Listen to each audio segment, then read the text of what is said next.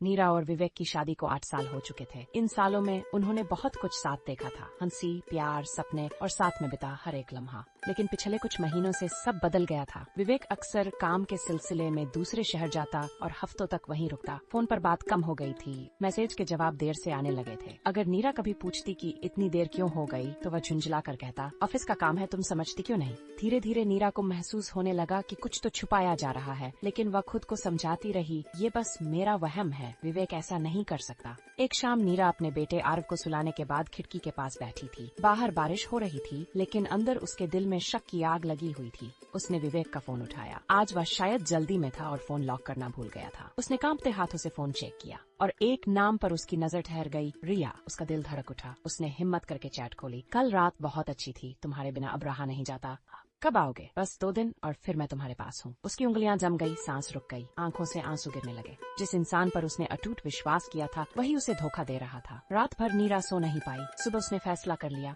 अब उसे इस दर्द से निकलना होगा। 3 दिन बाद विवेक घर लौटा। हमेशा की तरह मुस्कुराकर बोला, मैं बहुत थक गया हूँ, जरा चाय बना दो। नीरा बिना कुछ कहे फोन उसके सामने रख दिया। विवेक का चेहरा सफेद पड़ गया। उसने कुछ कहने की कोशिश की, लेकिन नीरा की आंखों में सिर्फ खामोशी थी। तुमने कभी सोचा था कि मैं जान जाऊंगी? उसकी आवाज में टूटन थी। विवेक ने सर झुका लिया। क्या मेरी इतनी ही अहमियत थी तुम्हारे लिए? कोई जवाब नहीं, सिर्फ सन्नाटा। अगले दिन नीरा ने अपना सामान पैक किया। वह जा रही थी। जब वह दरवाजे से बाहर निकली तो आरव ने उसका हाथ पकड़ लिया। नीरा की आंखें भर आईं। वह घुटनों के बल बैठी और आरव को गले से लगा लिया। कभी कभी प्यार सिर्फ रहने से नहीं होता बेटे, जाने से भी होता है। फिर उसने एक आखिरी बार घर की ओर देखा, उस घर की ओर जिसमें उसकी हंसी की गूंज अब कभी नहीं सुनाई देगी। दरवाजा बंद हुआ और उसके साथ उसकी जिंदगी का एक पूरा अध्याय खत्म हो गया।